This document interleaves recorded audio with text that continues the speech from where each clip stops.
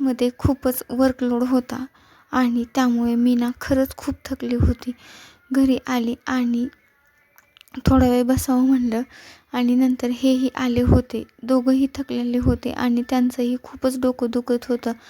म्हणून म्हणलं आपण दोघांनीही चहा घेऊ. म्हणून चहा बनवला आणि चहा झाल्यानंतर थोडा वेळ टाईमच होता, कारण आज आहे शनिवार आणि यांना जेवण करायला थोडा टाईम लागणार होता. त्यामुळे म्हणलं आपण थोडं गप्पा मारत बसाव्यात. थोडा वेळ गप्पा मारल्या आणि नंतर ह्यांना जायचं होतं ऑफिसला. त्यानंतर म्हणलं त्यांना ते गेलेले आहेत तर थोडा टाईमच आहे, त्यामुळे जे काही आवराआवरी आहे ते करून घेतली आणि थोडा वेळ बसून घेतले, कारण नंतर मला ना जेवण बनवायचं होतं आणि संध्याकाळी झाली होती. तर अगोदर दिवाबत्ती करून घेतली आणि नंतर मी ना जेवण बनवण्यासाठी लागली होती.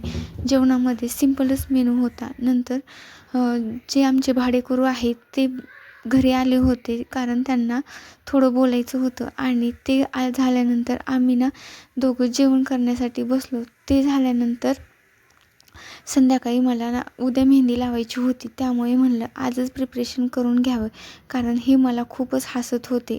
Bye bye.